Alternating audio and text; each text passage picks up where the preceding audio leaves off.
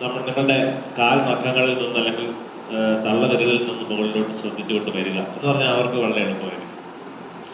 മറ്റുള്ളവർക്ക് അത് ബുദ്ധിമുട്ടാകും. അതിന് കാരണം എന്താണെന്ന് വെച്ചാൽ നമ്മുടെ തലച്ചോറിലുള്ള വലതു ഭാഗത്തുള്ള ന്യൂറോണുകൾ കൂടുതൽ ആക്റ്റീവ് ആണെങ്കിൽ നമുക്ക് ടോട്ടാലിറ്റി ശ്രദ്ധിക്കാൻ എളുപ്പമായിരിക്കും. കാരണം ചില ആളുകളുടെ വലതു ഭാഗത്തുള്ള ന്യൂറോണുകളായിരിക്കും കൂടുതൽ ആക്റ്റീവ് സെല്ലുകളായിരിക്കും, ചില ആളുകളുടെ ഇടതു ഭാഗത്തുള്ള ന്യൂറോണുകളായിരിക്കും. ഇവ തമ്മിലും വാസ്തവത്തിൽ നേരത്തെ പറഞ്ഞൊരു കാര്യം എന്താണ്? ബാലൻസിങ്. അത് കിട്ടാൻ വേണ്ടിയാണ് നമ്മൾ ഈ നാഡീശോധന പ്രാണായാമം പോലുള്ളതെല്ലാം ചെയ്യുന്നത്. ഇത് രണ്ടും തമ്മിൽ ബാലൻസ്ഡ് അല്ലെങ്കിൽ എന്ത് പറ്റുമെന്ന് വെച്ചാൽ ഇത് നമ്മുടെ ക്യാരക്ടറിനകത്ത്, സ്വഭാവത്തിനകത്ത്, നമ്മുടെ ജീവിതത്തിനകത്ത് വളരെ ഇമ്പോർട്ടൻ്റ് ആയ കാര്യമാണ്. കാരണം ഒരാളുടെ ഇടത് ബ്രെയിൻ തീരെ ആക്റ്റീവ് അല്ല എന്ന് വിചാരിക്കുക. ഇടത് ബ്രെയിനിന് നമ്മൾ ലോജിക്കൽ ബ്രെയിൻ എന്നാണ് പറയുന്നത്, ഇടത് പാർട്ട്.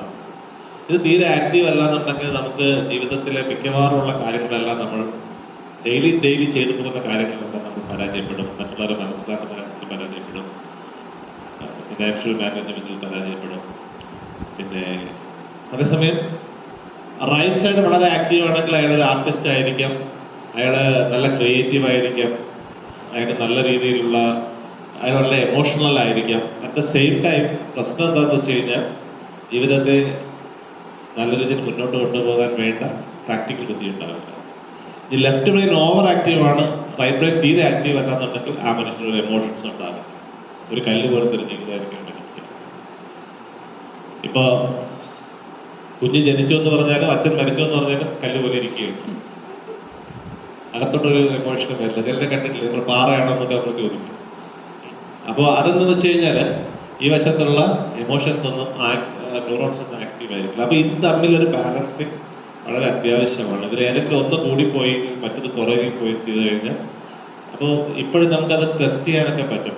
നിങ്ങളുടെ കുട്ടികളുടെ റൈറ്റ് ബ്രെയിൻ ആണോ ലെഫ്റ്റ് ബ്രെയിൻ ആണോ കൂടുതൽ ആക്റ്റീവ്, അതനുസരിച്ച് വേണം അവരുടെ പ്രൊഫഷൻ ഫിക്സ് ചെയ്യാൻ.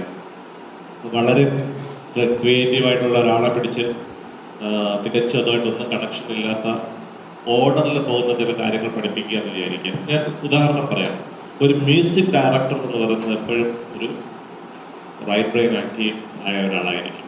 പക്ഷേ ഒരു കീബോർഡിസ്റ്റ് എന്ന് പറയുന്നത് ലെഫ്റ്റ് ബ്രെയിൻ ആയിരിക്കും. കാരണം അതൊരു കണക്കിലാണ് പോകുന്നത്. നോക്കി നമ്മൾ അതിൻ്റെ സിസ്റ്റം അനുസരിച്ചാണ് പോകുന്നത്.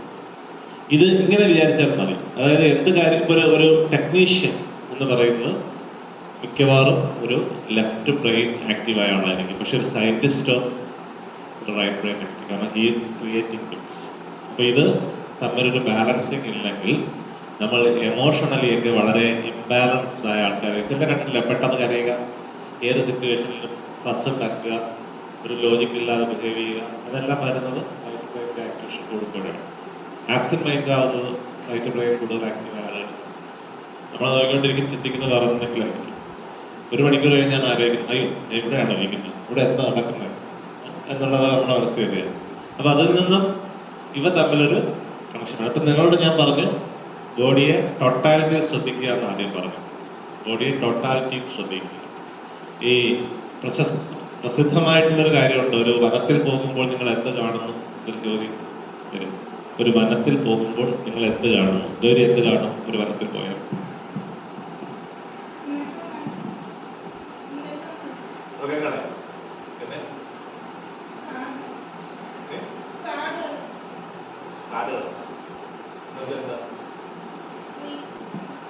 ഇപ്പൊ നമ്മള് ഇവിടെ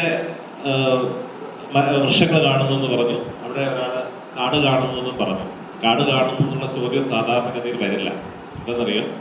നമ്മളെല്ലാവരും പെട്ടെന്ന് ചെറുതി, പക്ഷെ കുട്ടികളുള്ള ഒരു ഇതിലാണെങ്കിൽ ചിലപ്പോൾ അവർ പറയും ഞങ്ങൾ കാട് കാണുന്നു എന്ന് പറയും. ആ ചോദ്യം അവർ ഉത്തരം ഉൾക്കൊണ്ട് പറയുന്ന അല്ലെങ്കിൽ അങ്ങനെ പറയും. അതിന് കാരണം എന്ന് വെച്ചാൽ വനത്തിൽ പോകുമ്പോൾ വനം കാണുന്നു എന്നുള്ള കൺസെപ്റ്റ് നമുക്ക് കിട്ടില്ല കേട്ടോ. പകരം നമ്മൾ പെട്ടെന്ന് ആലോചിക്കുന്നത് ഒത്തിരി പിന്നെ ഏജ് ആയ ആൾക്കാരൊക്കെ ചിന്തിക്കുന്നത് നമ്മൾ നാട്ടിൽ പോയാൽ വനങ്ങളെ കാണും, മൃഗത്തെ കാണും, പക്ഷികളെ കാണും, കുളം കാണും, അല്ലെങ്കിൽ പിന്നെ വെള്ളം കെട്ടി കിടക്കുന്നത് കാണും എന്നായിരിക്കും പറയാം. ഇതെന്താണ്? ഫ്രാഗ്മെന്റൽ തോട്ട്സ് ആണ്. പാർട്ട് ബൈ പാർട്ടായിട്ട് കാണുക എന്ന് പറയും. ആ പാർട്ട് ബൈ പാർട്ടായിട്ട് കാണുന്നത് ലെഫ്റ്റ് ബ്രെയിനിന്റെ ഒരു ക്വാളിറ്റിയാണ്. അതേസമയം ഒരാൾ പറയണം ഞാൻ വനത്തിൽ പോകുമ്പോൾ വനം കാണുന്നു, അതൊരു ടോട്ടാലിറ്റിയാണ്. ഞാനൊരു കാട്ടിന്റെ നടുക്ക് പോയി നിൽക്കുമ്പോൾ as I am feeling this forest എന്ന് തോന്നുന്ന അനുഭവം, അതിനകത്ത് മരമോ ഇതെല്ലാം ഉണ്ട്, പക്ഷേ ഇതെല്ലാം ചേർന്ന ഒരു ടോട്ടാലിറ്റിയാണ് വനം എന്ന് പറയുന്ന സങ്കല്പം. ആ സങ്കല്പത്തെ അതിന്റെ പൂർണ്ണതയിൽ അറിയാൻ കഴിയുന്നതിനെയാണ് നമ്മൾ ഒരാൾ പറയുകയാണ് എസ് ഒരു വനത്തിൽ പോകുമ്പോൾ ഞാൻ ആ വനം കാണുന്നു എന്ന് പറയുന്നത്. അപ്പൊ നല്ല ലോജിക്കലായിട്ടുള്ള ഒരാൾക്ക് തോന്നും ഇത് അബ്സേർഡായിട്ട് തോന്നും. എന്താണെന്നറിയാം, അതങ്ങനെ വനം കാണുക എവിടെയാണ് ഇരിക്കുന്നത്? നമ്മൾ പറയും ഓണം ആഘോഷിക്കാൻ പോകുന്നു എന്ന് പറയും. അപ്പോൾ ഓണം എവിടെയെങ്കിലും ഇരിപ്പുണ്ടോ? ഓണം ആഘോഷിക്കാൻ പോകുന്നു. ഓണം ഇതിന്റെ എല്ലാവരും ടോട്ടാലിറ്റിയാണ്. അവിടെ നമ്മൾ കാണുന്നതിന്റെ എല്ലാത്തിന്റെയും ഒരു പൂർണ്ണതയാണ്. ആ ഒരു ഫീലിംഗ് ഉള്ളിൽ വരുത്താൻ കഴിയുന്നവർക്ക് മെഡിറ്റേഷൻ വളരെ എളുപ്പമാണ്, ധ്യാനം എപ്പോഴും വളരെ എളുപ്പമാണ്. അതിൻ്റെ ഒരു കുഞ്ഞ് എക്സാമ്പിളാണ് ഇപ്പോൾ നമ്മൾ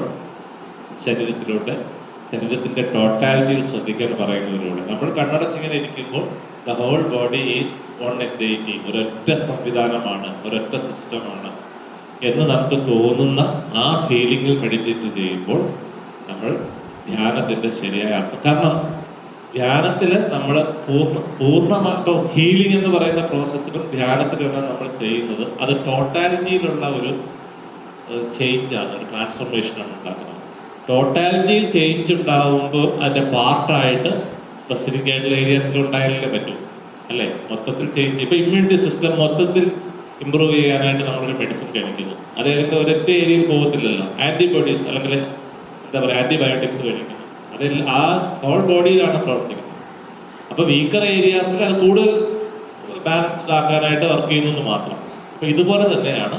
സോ റിമെമ്പർ, നമ്മൾ ഫിസിക്കലായിട്ടുള്ള ധ്യാനത്തിലായാലും പ്രാണായാമം ചെയ്താലും മനോധ്യാനത്തിലായാലും ഏതിലായാലും the most important word is balance.